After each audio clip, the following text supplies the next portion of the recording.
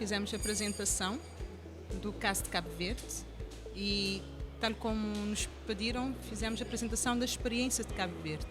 Tratando-se da experiência de Cabo Verde, entendemos que deveríamos traçar o percurso. Efetivamente, hoje temos o orçamento programático já implementado, não é? Mas entendemos pertinente partilhar como é que esse processo aconteceu, porque não foi de um dia para o outro. Iniciamos este processo em 1998, com uma nova lei de enquadramento orçamental. Essa lei veio trazer pela primeira vez essa metodologia de orçamento programático, mas apenas de uma parte do orçamento, ou seja, o orçamento de investimento. Mas o orçamento de funcionamento, na altura, era elaborado de acordo com a metodologia tradicional, ou seja, não tinha em conta os programas. Então essa questão dicotómica do orçamento, ou seja, ter um orçamento, uma parte do orçamento elaborado sobre a metodologia do orçamento programático, uma outra parte sobre a metodologia tradicional, não ajudava efetivamente um alinhamento entre a programação ou planeamento a longo prazo e o planeamento de curto prazo. Impedia mesmo efetivamente o alinhamento entre os dois instrumentos, não é? Os documentos de estratégia de longo prazo e os documentos, neste caso o instrumento de curto prazo, que é o orçamento do Estado. E isso, claro, afeta os resultados. Então, nessa sequência, houve várias inovações, deixe-me assim dizer, várias reformas, quer a nível do sistema, quer a nível de instrumentos de gestão, mas também a nível legal, que acabou por ser a última etapa desse processo, não é? Aliás, na formação tivemos a oportunidade de dizer que a experiência de Cabo Verde foi a experiência de testar e depois legislar. Ou seja, que neste caso a lei conformou com a prática efetivamente.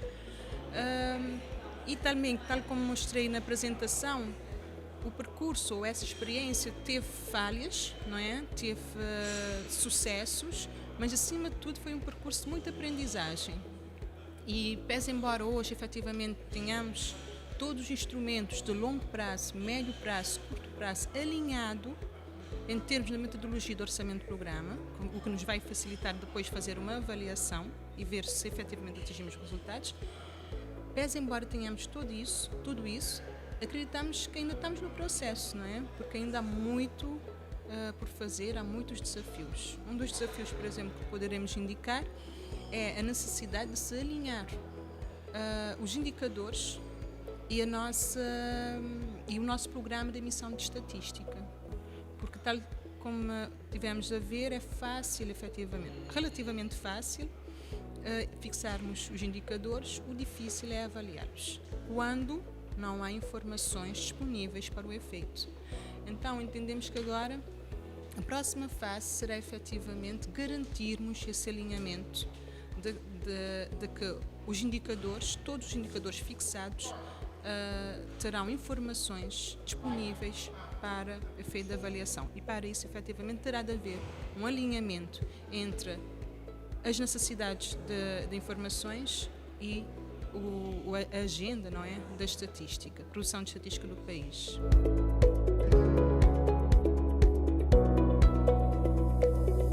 O Ministério das Finanças cada vez mais tem o desafio de ver os resultados e não os números, não é? Eu acho que nesse processo esse acaba por ser o nosso maior desafio.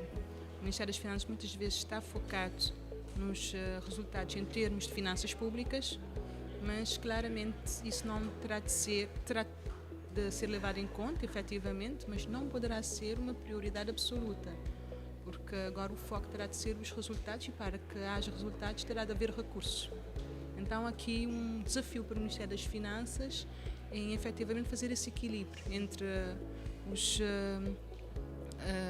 a sustentabilidade, deixe-me assim dizer, das finanças públicas e a necessidade de cada vez mais alocar recursos para que haja uma efetiva concretização dos objetivos. Mas com isso também temos de entender que nem sempre também atingir resultados necessariamente obriga mais alocação de recursos, não é? Pode-se também pensar em utilização dos recursos públicos com maior eficiência, não é? E cada vez fazer melhor com o mesmo e, se possível, com menos.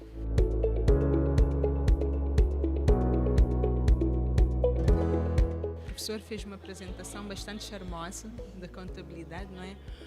A contabilidade aqui, do nosso ponto de vista, também aparece aqui como um instrumento de transparência, acima de tudo.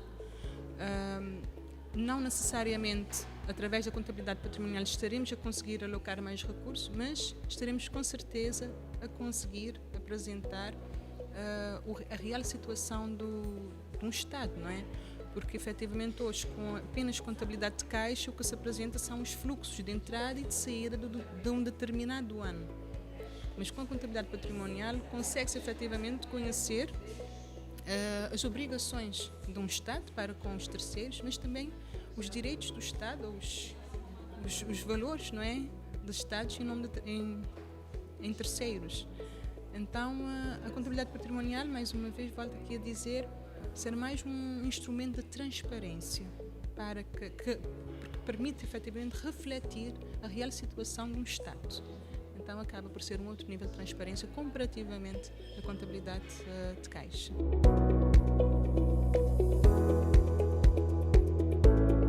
Foi uma experiência interessante porque tínhamos o desafio de apresentar o orçamento sensível ao género, ou seja, saber quais os projetos ou qual o montante, melhor dizendo, do orçamento estava destinado para a questão do género.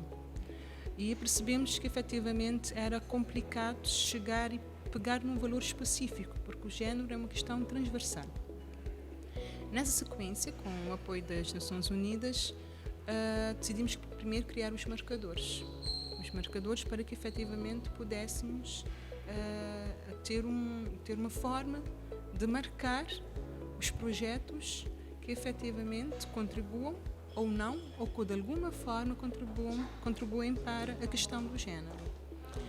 Depois, quando fizemos esse exercício, o desafio era automatizá-lo, para que, se vamos ter um marcador, vamos automatizar esse marcador.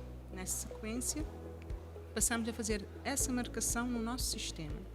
Houve necessidade de algum desenvolvimento para que efetivamente pudéssemos fazer essa marcação.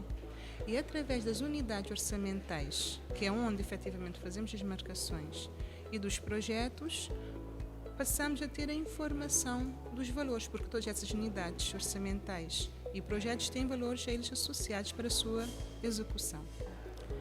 Depois de termos todo o desenvolvimento no sistema, o instrumento, ou seja, a ferramenta em si, agora o desafio era de formação.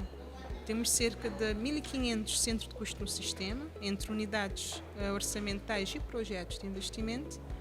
Então aí o desafio era efetivamente formar as pessoas que iam fazer a marcação dessas centenas de centros de custos e unidades orçamentais. Então houve um processo de formação. Acreditamos que esse processo não está concluído. Precisamos continuar a fazer o reforço da formação e capacitação para efeito da utilização dos marcadores, para que efetivamente cada vez tenhamos informações mais fiéis e dessa forma conseguir a orçamentação mais fiel também do orçamento sensível ao género. E tendo em conta que já temos a marcação do orçamento, agora com a execução do orçamento estamos também a ter a informação de quanto, não o que é que está previsto, que é o orçamento, não apenas o que está previsto para ser gasto em termos de ações para a questão do género, mas também o que foi efetivamente gasto. Podemos fazer essa comparação neste momento. O que é que foi projetado para a questão do género, tendo em conta os projetos e as unidades que concorrem para essa questão, e também o que é que foi executado efetivamente.